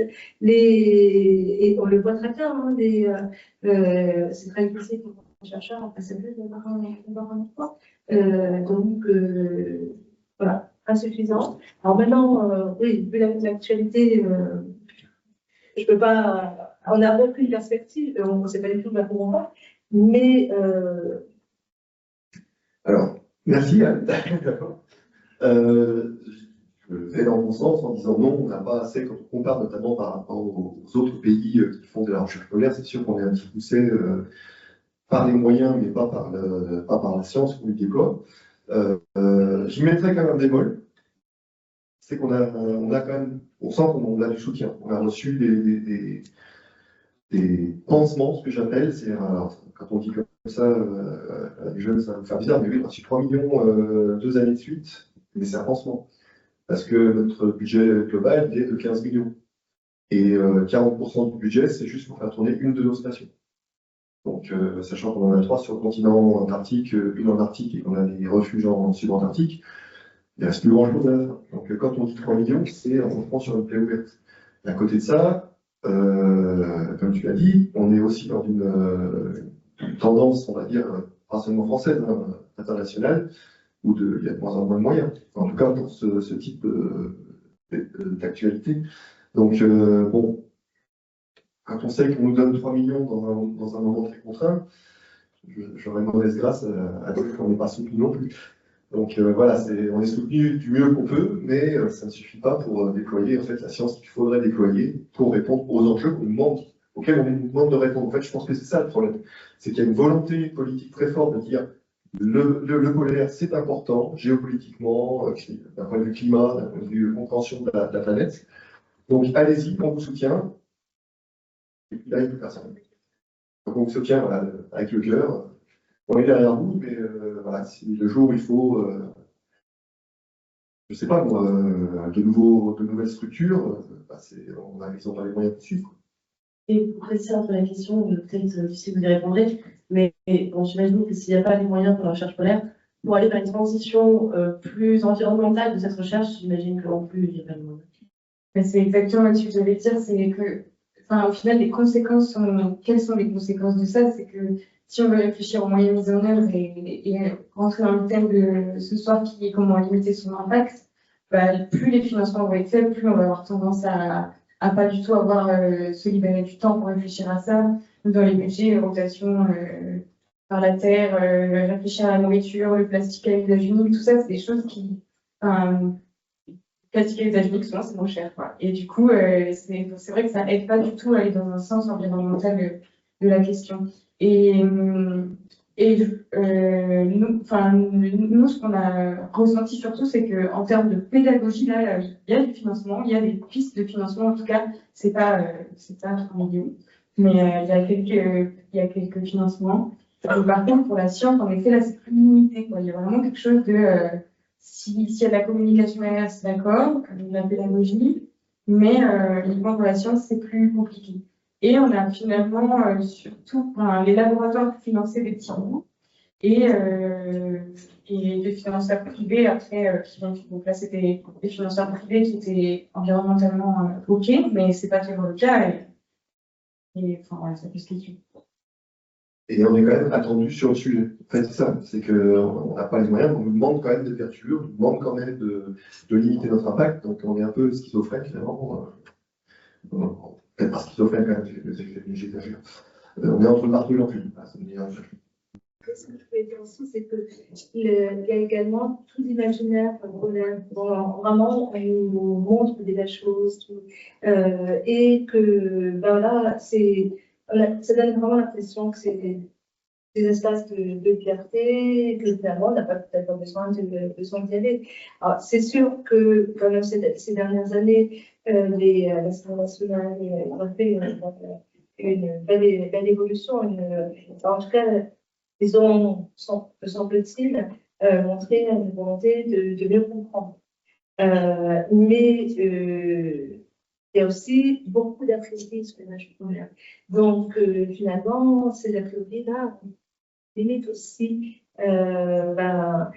comment Oui, l'intérêt de ce projet. L'année dernière, il y a eu la première stratégie polaire française qui a été mise en place. Et puis il y a un an, il y a eu le One Ocean Polar Summit qui a annoncé 1 milliard d'euros. Voilà. Bon, tout ça, c'est quand même, c'est un peu, comment dire, une effet d'annonce, comme on dit. Alors, effectivement, là, actuellement, donc, on a la stratégie polaire qui a été présentée par Olivier Parot-Darbour, qui est ambassadeur des pôles et des avec une stratégie, donc il explique que voilà, la France doit pouvoir continuer à dire voilà, la France est un pays de recherche scientifique. Le One Polar Summit de l'année dernière a été fait à l'image de ce qui avait été fait à Brest sur le Polar Summit, avec des annonces. 1 milliard, ça paraît énorme, mais finalement, il ne faut pas oublier que on a justement ces projets de reconstruction de stations. On a un nouveau navire qui a été annoncé également, le Michel Rocard. Et donc là, actuellement, l'idée, c'est donc de faire des perspectives polaires, donc d'identifier les projets identifiés par les chercheurs, donc, qui présentent un intérêt pour la communauté scientifique française. Et l'objectif, on vient d'avoir justement les 2 derniers jours de journée sur cette perspective, l'idée c'est de proposer un contenu, le rapport. Donc là, a priori pour mars, donc on a rencontré Gilbert, le co-président du groupe Pôle et des grands fonds à l'Assemblée nationale. Et donc, ils aimeraient avoir le retour de cette perspective pour mars. Mais effectivement, ça va vite. Je vais me lâcher là un petit peu. Je pense qu'ils ont beaucoup d'attentes sur la prospective scientifique et ils vont être beaucoup déçus, je pense. Parce que quand on voit ce que eux attendent comme sorties qui sont des décisions politiques, que les scientifiques ne sont absolument pas là-dedans, et qu'eux, ils ont des visions scientifiques, et qu'au milieu, nous, les opérateurs, je vois mes troupes, ils me disent bon, ils veulent combien de mètres carrés pour 2050 de bureaux ou de labos scientifiques, j'en sais rien. Parce que tu vois, il y a une déconnexion complète en fait entre ces différents. Et entre les millions et les milliards. Moi, les millions et les milliards, moi, tant que c'est pas signé avec un chèque sur mon bureau, j'y crois pas. C'est pragmatique pour ça, même en étant chercheur, on peut être pragmatique. Donc pour l'instant, je n'ai pas vu le milliard encore. Merci. On a un traité de l'Antarctique. Anne, je m'adresse à vous, vous êtes juriste. On n'a pas de traité d'Arctique, mais c'est un contexte un petit peu différent. Est-ce que vous pensez que la recherche scientifique en Arctique devrait faire l'objet de consultations internationales ou est-ce cadrée uniquement par des instances nationales? Alors, oui, on a un traité sur l'Arctique actuellement de 57 États. Donc, c'est un traité qui a été adopté en 1959. Contrairement à ce qu'on lit souvent dans les journaux, ce traité-là n'a pas de fin. Il n'a pas se terminé en 2048 dans ce traité. L'idée de faire, donc oui, pardon, et dans le cadre du traité sur l'Antarctique, il y a une coopération entre États.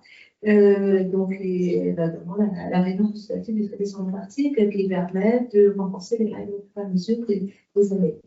La particularité de la RCPA, c'est que donc il y a 57 États, il y a 29 États qui ont un droit de vote. Il faut le consensus pour adopter les règles, mais on a la possibilité de prendre des règles obligatoires. Dans le cadre de l'Arctique, on a le Conseil de l'Arctique. Le Conseil de l'Arctique, c'est uniquement un forum. Parce que la particularité, c'est que dès le départ, on a fait un mécanisme qui permette d'accueillir les États, quelque chose de traditionnel, de coopération entre États. Mais il a été également décidé d'associer les populations. Et donc, il y a 6 groupes permanents qui représentent les populations. Donc, ça veut dire que juridiquement, ce n'est pas une organisation internationale et on n'a pas la possibilité de prendre des règles obligatoires au sein de ce conseil. Alors, rien n'empêche, bien sûr, de discuter et après de sortir de ce cadre-là pour adopter un traité par ailleurs. Donc, on a eu sur la recherche scientifique.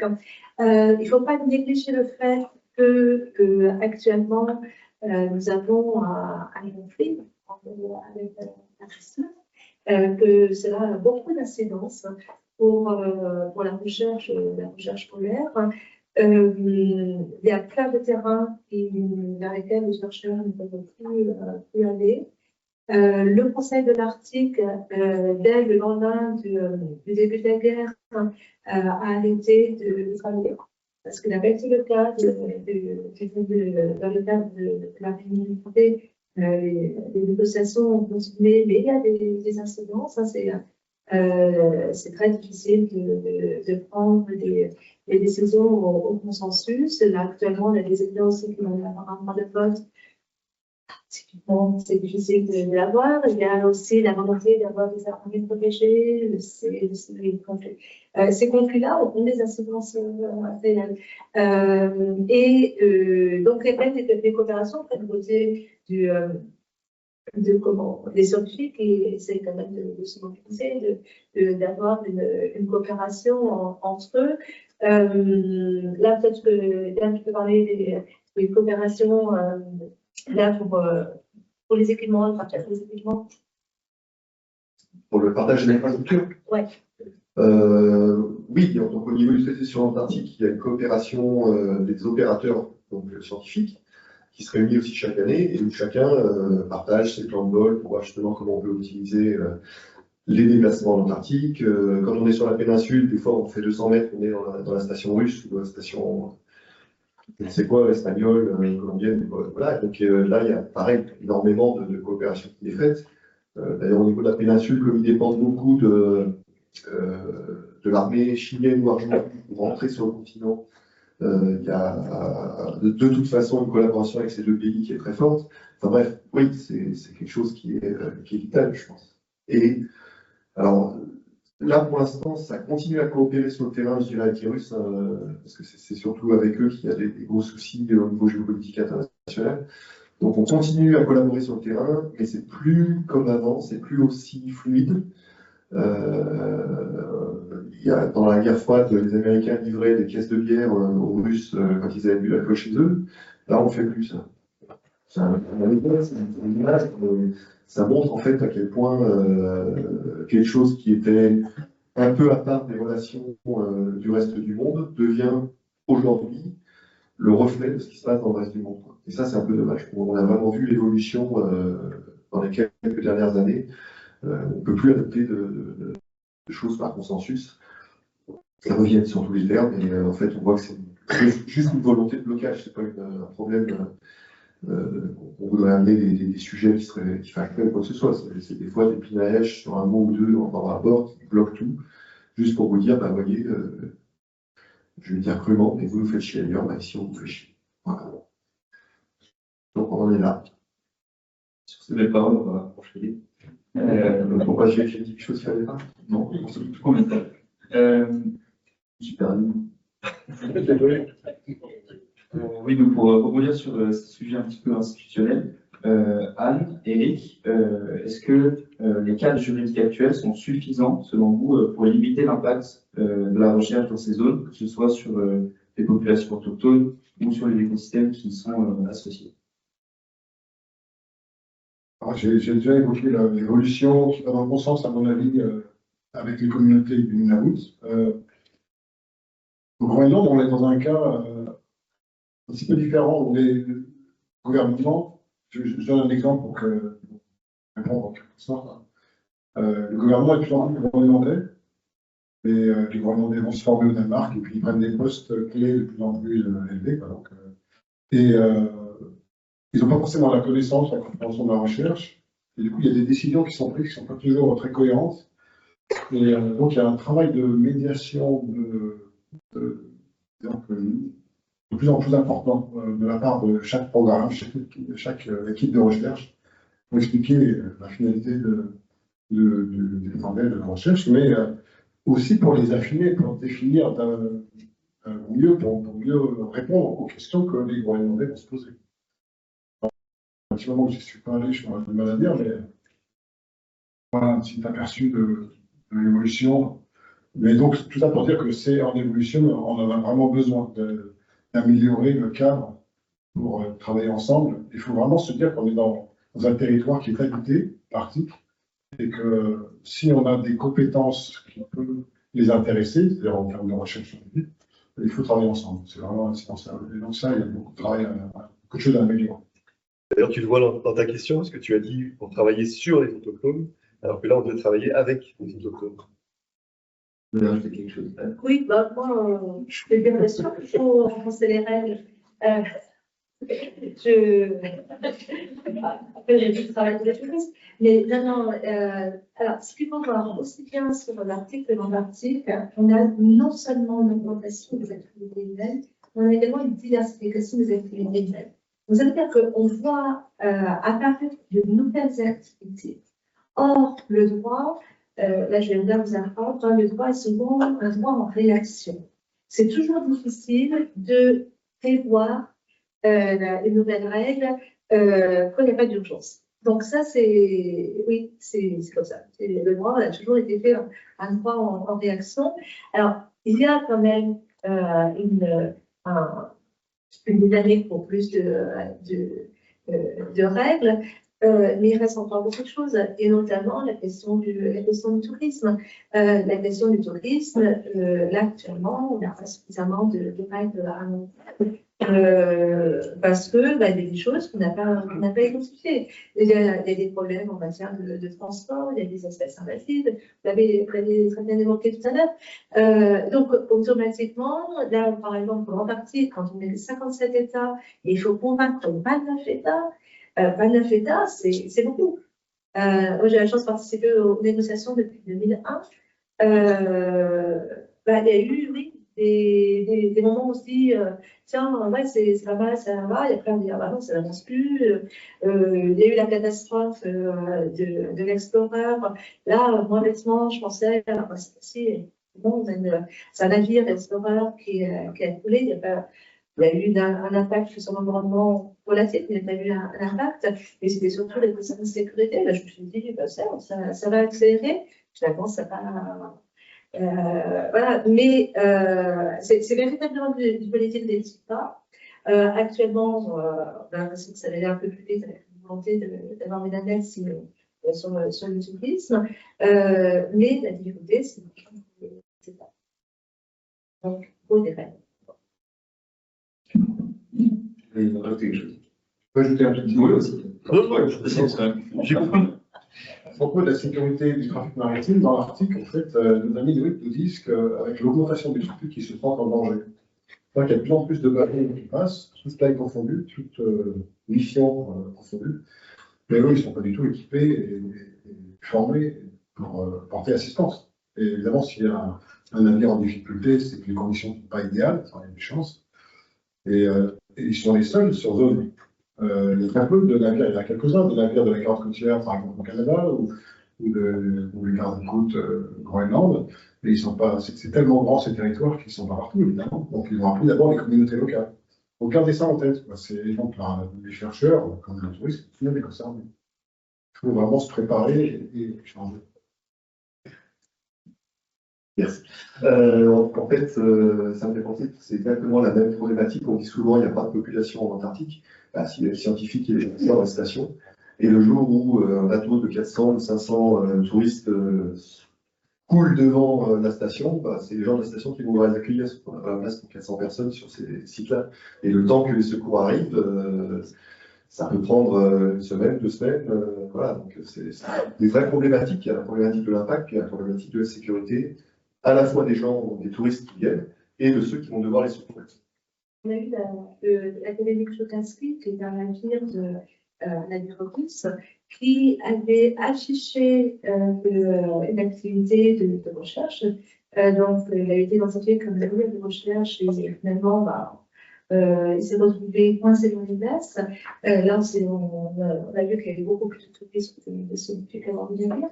Mais les navires qui ont porté secours, alors je ne sais plus dans l'ordre si c'est les Chinois, je pense que c'est les Australiens en premier qui se sont retrouvés coincés dans les glaces. Les Chinois qui. Non, c'est les Chinois. Oui, mais c'est les Chinois qui ont fait après avec des hélicoptères. Nous, on est venu sauver les Chinois. Voilà, oui, c'est ça. Non, mais c'est ça. C'est que, donc, il y a le Russe, après, il y a les Chinois, il y a les Australiens, les Français un peu plus loin. Et ça entraîne toute une question de sécurité. Donc, on met en danger aussi les autres. Oui, bah, le navire australien, justement, s'était inquiété parce que voilà, il était accès scientifique, c'est dans la glace, il a fallu bien le sauver. Mais une journée en mer d'un navire australien actuel, c'est, je crois, par personne 200 000 €. Et surtout, ça. Pour consolider, quand vous venez, donc vous imaginez un navire qui est supposé aller à un endroit, déposer des scientifiques, faire une mission spéciale, qui se retrouve dérouté dans un autre endroit, qui ne peut pas faire de science, dont les gens à bord sont payés pour rien faire, c'est énorme. Et on parle des touristes, là, on parle de bateaux qui ont plein de gens à bord, mais un explorateur qui se casse la jambe à 300 km du Mont-Blanc-Ville, ça veut dire qu'on arrête toute la base pour aller monter une expédition et mettre en danger des gens, des chercheurs, des personnels, le plongée, le pistolet, le menuisier, pour aller porter secours. Et en sachant qu'eux aussi peuvent avoir un accident en faisant ça. Donc c'est vraiment pas innocent, en fait, les questions à se poser. Ouais. Et tous les ans, il y a des morts. Hein. Il y a des morts en Arctique, il y a des morts en Antarctique, malgré des obligations de sécurité. Il ne faut pas négliger le fait qu'on est quand même dans des régions très hospitalières. Donc, et voilà. Donc, toute activité est par le tourisme. Merci. Yann, vous faites partie de l'UPEV. Lucie et Eric, vous travaillez plus à petite échelle. Est-ce que les initiatives à petite échelle se développant de plus en plus, est-ce que vous pensez que ces approches permettraient de rendre cette recherche plus durable? Et si c'est le cas, est-ce que tous ces projets seraient adaptables? Je peux faire un lien avec l'UPEV, puisqu'en fait, il y a 25 ans, j'ai proposé mes services à l'UPEV et ça a démarré comme ça. Et je ne sais pas combien de conventions on a eu en 25 ans, mais on en a eu quand même quelques-unes. Peut-être pas, mais là, il y en a une sur 3 ans. Donc, je une sur 3 ans.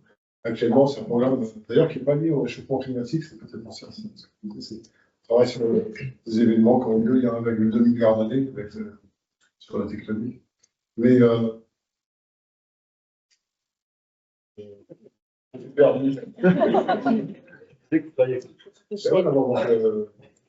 peut travailler avec un petit bateau, avec l'Institut polaire français, c'est possible. En fait, on répond à l'époque, et je pense que c'est de plus en plus le cas, on répond à une solution logistique. Le Zodiac dans les glaçons, le camping, ça c'est lié. Le gros navire, ben, tout de suite, ça veut dire gros moyens, une grosse équipe. Donc, un petit bateau, ça peut répondre, pas à tout, on ne va pas tout faire, bien sûr. On m'avait demandé une fois si je pouvais installer mon bateau pour l'hiver au milieu de la baie de Baffin. Je ne sais pas si vous voyez où c'est, entre le Groenland et la Russie. On ne va pas faire. Hein. Donc, je ne sais pas si peut être un peu plus extérieur par rapport à l'utilisation de petits navires, mais ça répond à certains problèmes. Oui, bah, pour compléter, je trouve que ce que tu dis, c'est hyper pertinent. La réflexion là, dans la limitation de l'impact, c'est de se dire tout ce qu'on peut réfléchir à mettre en place d'une autre manière pour limiter l'impact. Donc, par exemple, à bord de voilier, faisons-le, mais c'est hyper complémentaire et ça ne remplacera jamais d'autres types de recherche. Mais l'idée, c'est justement de tout développer ensemble, quoi. Et comme tu disais, l'avantage du côté petit navire, c'est que c'est des projets plus simples à mettre en œuvre. Enfin, ça reste des gros challenges, hein, peuvent en témoigner certaines personnes dans la salle, mais ça reste voilà, des gros projets à monter. Mais voilà, avec une échelle d'action plus légère et des équipes plus réduites et donc plein de problématiques en moins. Et en effet, les voiliers, par contre, ils ne pourront pas remplacer tous les supports de recherche en mer au moins, mais sur les protocoles sur lesquels on peut le faire, allons-y, quoi. Le plus, autant qu'on peut. On va juste finir sur une dernière question. Quelles évolutions prévoyez-vous pour la recherche polaire, que ce soit à moyen ou à long terme?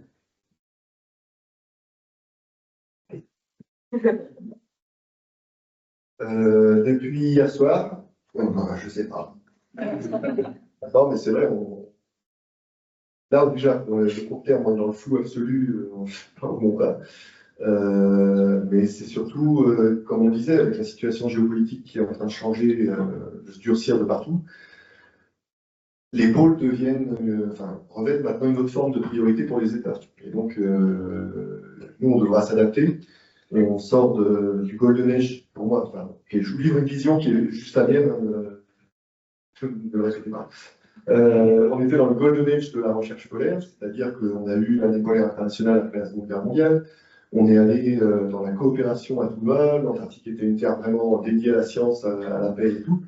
Et puis on voit qu'au fur et à mesure, ça se répand, après avoir passé la guerre froide, on revient vers un déchirement, un repli sur soi de chaque État, c'est de plus en plus perceptible, ça va très très vite. Et donc l'Antarctique devient un enjeu géopolitique plus qu'une terre à protéger. Nous, enfin, on le voit au niveau de nos instances nationales, où certaines ne se cachent pas pour dire moins il y aura de scientifiques là-bas, plus on pourra contrôler ce territoire. Voilà, c'est la vision que j'ai, c'est pas très gai, mais bon, là je pense avoir faim, et donc quand j'ai faim, en général, je suis pas très gai.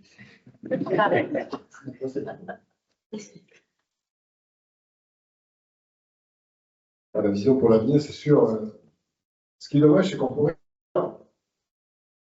Ce sont des sentinelles du climat, vous l'avez entendu plein de fois. Les chercheurs savent travailler sans frontières. On voit très souvent des groupes très internationaux. J'ai déjà eu des équipes de 25 nationalités. C'est fascinant. Et donc, on pourrait se dire que ça pourrait être des espaces exemplaires pour nous faire avancer, contribuer à cette réflexion géopolitique, travailler ensemble dans les régions les plus sensibles. Malheureusement, c'est difficile d'être très optimiste. Il faut rester quand même. Ouais. Je vais essayer d'amener un peu d'optimisme, mais je trouve que l'air de rien sur les. Alors, peut-être si on sort, quand même dans le milieu polaire, mais si on parle de limitation de l'empreinte environnementale des projets de recherche, j'ai l'impression qu'on est quand même en train d'aller vers du mieux à chaque fois, qu'on progresse là-dessus. Ne serait-ce que, je pense, les questions que beaucoup d'entre vous se posent.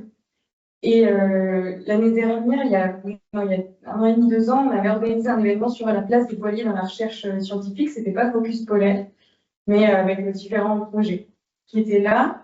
Et on a fait ça à l'IUEM. Et juste après, on a appris que l'Ifremer, les salariés d'Ifremer avaient organisé sur leur temps de déjeuner, temps perso, un débat, café débat sur réfléchir à la mise en place de leur protocole autrement, notamment sur des voiliers qui se déplacent différemment, des navires qui se déplacent différemment, ou avec, en se questionnant sur la pertinence de la vie ou pas, c'est ça aussi. Et voilà, je me dis que ça, j'ai l'impression que c'est des sujets qui prennent de plus en plus d'ampleur. Il y a 15 ans, 20 ans, c'était quand même moins le cas. Continuons comme ça. Après, la question, en effet, comme vous dites, c'est sur les milieux polaires. Aujourd'hui, c'est vrai que c'est plus tellement la priorité que ça peut être avant. C'est plus la même priorité. Ouais. Ok, plus la même priorité. Ouais. Et moi, je veux dire, une certaine évolution. Maintenant, j'ai commencé ma thèse, mais comment ça se fait que je s'intéresse aux régions polaires? À chaque fois, je vais expliquer à quoi ça servait la recherche en droit ou la recherche en sciences humaines et sociales. Là, il y a une progression. L'évolution fait que, bien sûr, étudier les éléments de géopolitique, c'est quand même de plus en plus important. Moi, ce que je trouve quand même, qu'il y a un intérêt pour les milieux polaires qui est réel. Bon, alors, peut-être moins du côté politique, mais du côté des étudiants. Ne serait-ce que vous voir là, on dit il y a quand même un intérêt, il y a une prise de conscience des étudiants qu'on rencontre régulièrement. Il y a quand même beaucoup de questions qui se posent. Et ça, je trouve que c'est plutôt sympathique comme perspective. Et d'ailleurs, pouvoir organiser une événement comme ceci, c'est plus que motivant, stimulant pour eux. Merci. Et je vais juste ajouter, de façon plus optimiste, c'est vrai que l'évolution de la collaboration avec les communautés arctiques, ça c'est très enthousiasmant. On a énormément à apprendre, ce sont des modes de vie très inspirants, qui sont des champions de l'adaptation.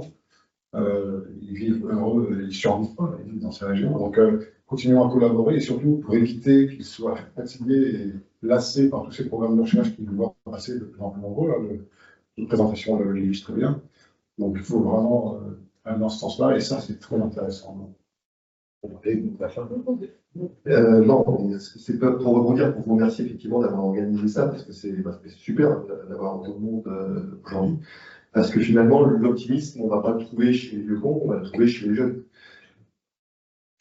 Pas dit chez les jeunes cons. Donc, je tiens à le noter. Non, c'est chez vous en fait que l'optimiste il doit perdurer, et puis c'est à vous aussi de voir les erreurs, ou en tout cas tout ce qui ne marche pas, pour vous dire, ok, on va changer. Alors, je sais, c'est un peu. On peut rêver, mais en tout cas, c'est à vous de vous saisir du truc. Et moi, je vais faire de la pub. Alors, n'hésitez pas à rejoindre le CNFRA. Alors, oui, faire de la pub.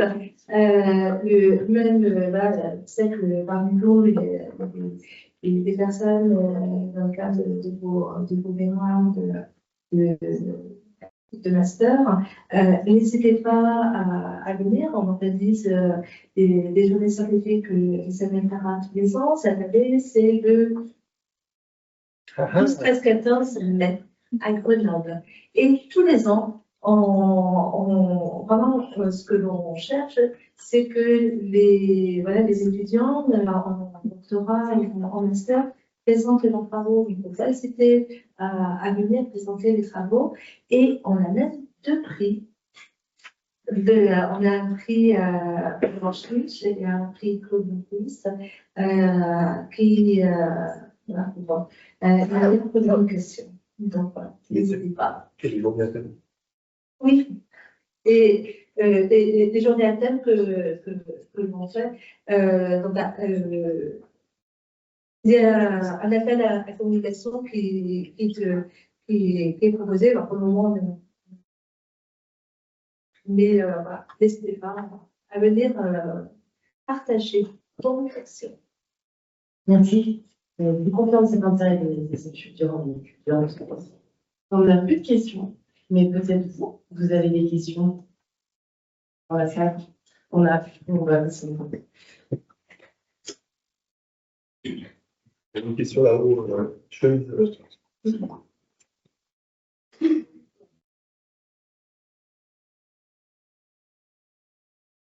Ça marche, super, merci. Déjà, merci beaucoup de votre présentation. Donc, je travaille à l'Office français de la biodiversité, donc l'optimisme n'est pas trop présent non plus chez nous.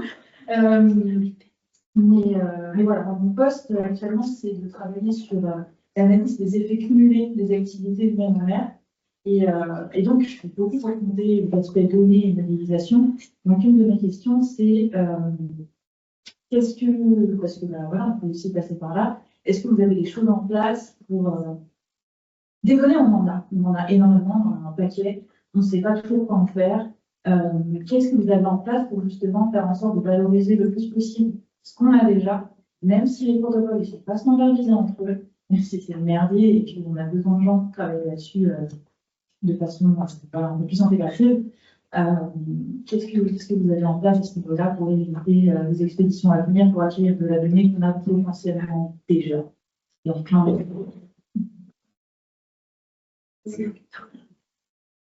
Oui, non, c'est une très bonne question. Je vais commencer par une petite anecdote. Donc, au niveau du SCAR, qui est le Scientific Committee for Antarctic Research, donc, qui réunit en fait tous les pays un peu signataires, et pas que du traité sur l'Antarctique, et qui, là, c'est uniquement scientifique dans cette réunion-là. Et donc, dans ces milieux-là, il y a des groupes de travail, il y a des groupes d'experts qui se réunissent de toutes les nations, et qui, eux, aboutissent à la mise en commun de données. Et là, on se trouve confronté en fait toujours au même problème, c'est-à-dire qu'effectivement, là, on se rend compte que tous les groupes, tous les pays, on a des tonnes de données, et on manque de moyens en fait pour vraiment les mettre ensemble. Et donc, il y a un data scientist, je ne sais pas comment on dit ça en français, un scientifique des données, enfin, en tout cas quelqu'un qui est spécialisé sur la gestion des données, qui nous avait fait une petite présentation pour dire comment on pourrait essayer de travailler ensemble sur ces sujets-là. Et il commençait avec un petit cartoon où on voyait deux personnes en train de discuter qui disaient mais tu te rends compte qu'il y a 14 standards de données qui existent dans le monde sur ce type de données, c'est pas possible, les gens vont jamais s'y retrouver, il faut qu'on fasse quelque chose. Ouais, t'as raison. Et si on faisait un standard unique qui combine tout ensemble? Ah ouais, très bonne idée. Résultat, il y a 15 standards de données. Voilà. Et en fait, c'est un peu le problème qu'on a tous, c'est qu'on a chacun des standards de données différents. Mais là, la chance qu'on a avec ces milieux-là, et c'est là où je voulais en dire, c'est que ces milieux d'incubation, de réflexion, permettent finalement de bypasser ce problème et d'aller vers des solutions. Tout à l'heure, on le disait, on a réussi en coopérant justement, en disant, bah, écoutez, vous avez des données, on les met tous ensemble, on accepte de les partager, de les ouvrir complètement et de travailler vraiment ensemble dessus.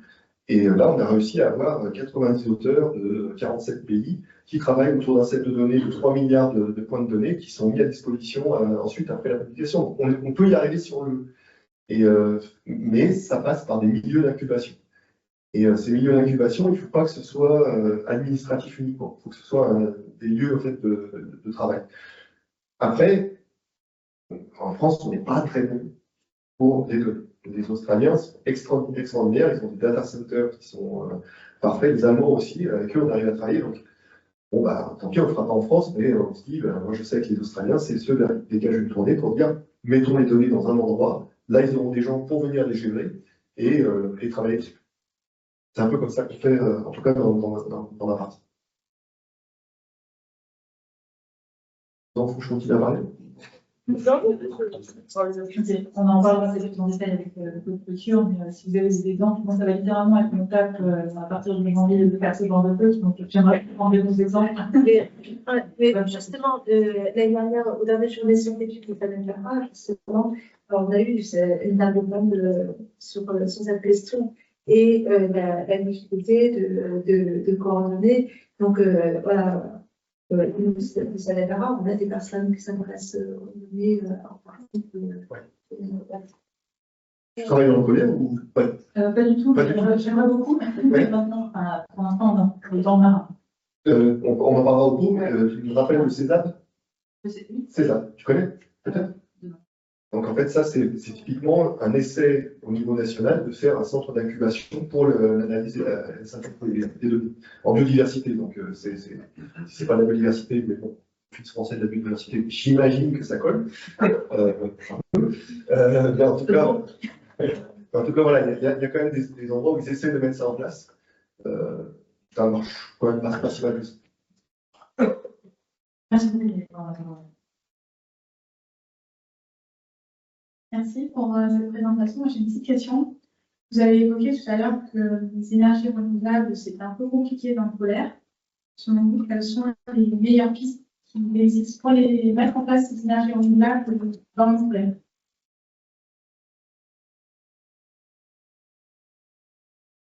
Avec un petit bateau, on a l'avantage de pouvoir assez vite mesurer l'effet de chaque source d'énergie. Donc, on a toujours eu de l'éolien, du solaire et puis du fioul. Pour faire de l'énergie et du chauffage. C'est difficile pour le chauffage en particulier de se passer de fioul. Mais pour l'énergie électrique, on arrive à quand même se passer de moteur. Sauf que y a des hivers, on cherche quand même, il fait déjà pas très chaud, on cherche des endroits protégés du vent. Et donc, quand on a 3 mois et demi sans soleil, on a des polaires, on a ni vent ni soleil finalement. Donc, c'est déjà compliqué. Ça dépend après où on se trouve. Si on est au sud du Groenland ou si on est à Dumont-Durville, le polaire n'est pas très long, mais il y a quand même des longues nuits pendant 2 semaines. Quoi. Donc, c'est sûr. Mais donc, c'est là que c'est compliqué. Et puis, le vent aussi n'est pas régulier du tout. Donc, si on a du vent nul ou rafaleux ou très fort, les éoliennes ne fonctionnent pas. C'est tout dangereux. Et en fait, dans la réponse de Brigitte, il y a aussi une des clés, c'est la combinaison. C'est en fait de ne pas dépendre que d'une seule source d'énergie, mais finalement, c'est de faire un patchwork. Après, encore une fois, c'est plus facile à dire qu'à faire. Il y a les limitations de l'environnement, trop de vent, pas de soleil, des choses comme ça. Et puis, il y a le fait que le matériel n'est pas tout prêt pour ce genre de choses. C'est tout con, mais c'est pas certifié au niveau européen pour avoir l'éolienne qui va résister, comme je disais, à 300 km/h. Donc, Parce que là, ce qu'il faut voir aussi, il y a également toute la question d'assurance, que le fait, un équipement, il doit avoir une autorisation, c'est pas le cas, il n'y a pas d'assurance, il y a des risques aussi.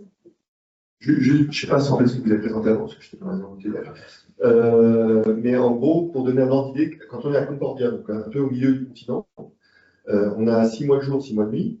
En été, c'est moins 30 en moyenne. En hiver, on descend jusqu'à moins 83,2, la plus faible température enregistrée. On est à 3200 mètres d'altitude, donc aussi. Il n'y a pas de vent, parce qu'en fait, le vent tombe de l'atmosphère et glisse, et donc il arrive à 300 km/h au bas du continent, mais au sommet, il n'y en a pas. Enfin, voilà, il y a plein de choses qui sont hors normes pour donc là, il faut tout réinventer, depuis la colle pour le parquet qui va tenir à 1,50 ou enfin, des choses. Ouais. Et pour compléter, il y a la station Princesse Elisabeth là, sur le littoral antarctique qui a été créée uniquement d'énergie renouvelable, mais pour l'instant, ils n'ont pas encore réussi à la faire tourner en hiver. Donc elle tourne en été, avec soleil et vent. Elle est sur le littoral, donc on a du vent, mais pour l'instant, ce n'est pas suffisant pour tourner l'hiver. Et ils sont limités en termes de nombre de personnes, par exemple. C'est-à-dire qu'on peut faire des stations qui sont autonomes ou qui tournent sur un même, mais au bout d'un certain nombre de personnes, ça marche plus.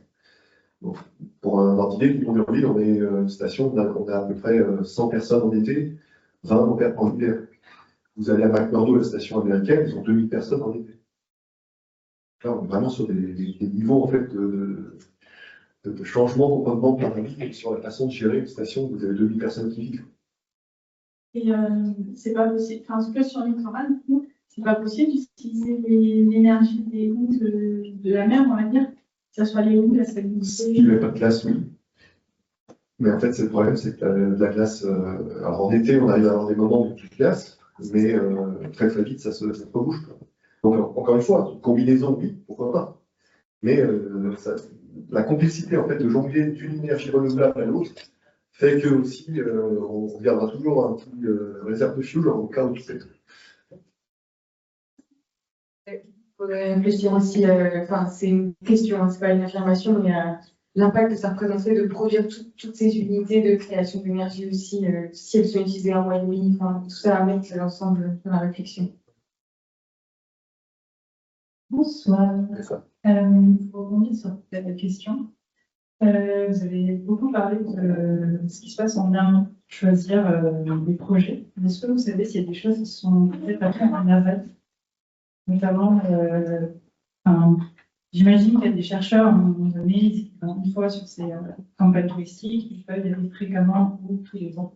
Est-ce qu'il y a des choses qui sont mises en place pour étudier, est-ce que des données sont exploitées, est-ce qu'elles sont valorisées, sans juger le travail du chercheur, mais juste pour voir si c'est vraiment nécessaire que cette personne y retourne tous les ans. Un premier retour, j'ai participé à une mission qui s'appelle Mosaïque, qui était énorme. C'est une dérive du brise-glace allemand de l'archipel pendant un an à travers l'océan Arctique. Il y a eu 300 chercheurs qui ont participé.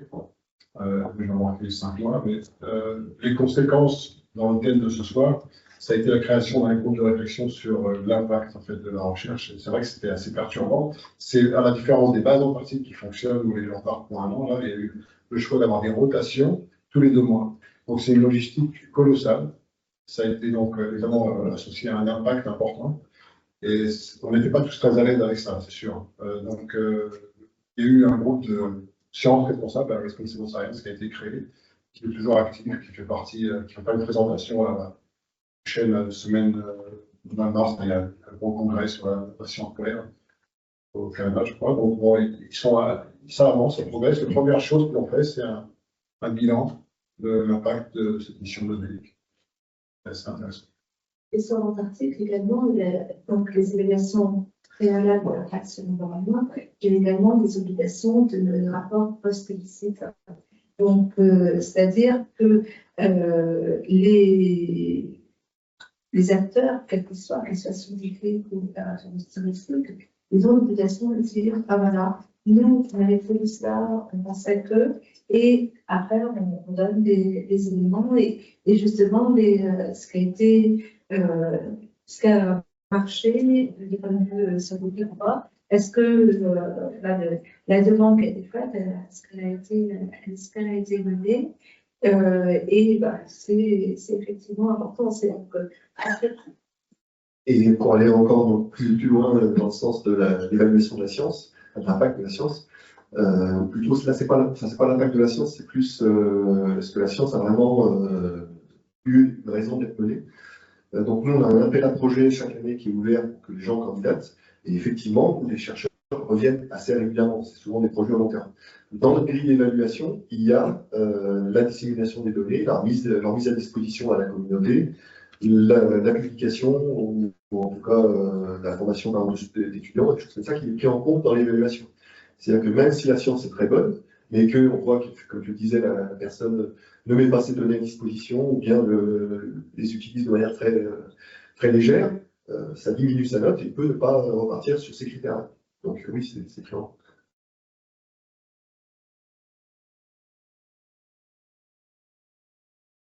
D'autres questions?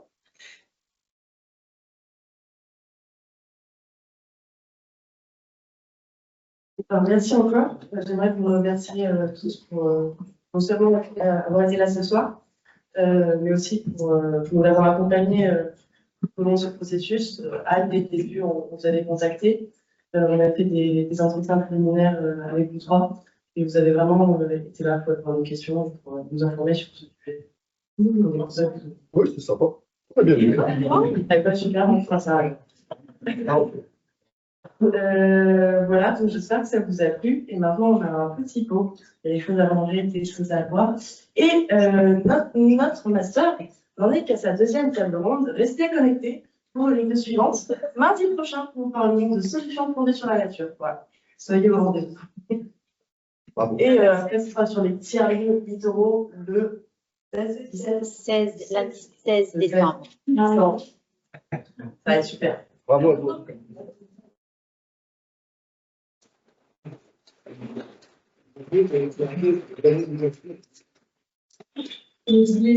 Merci et merci d'avoir accompagné. En fait, ça veut dire accompagner parce que c'est quand même rare de ce point-là sur les questions, etc. Donc vraiment bravo et continuez comme ça parce que c'est très chouette.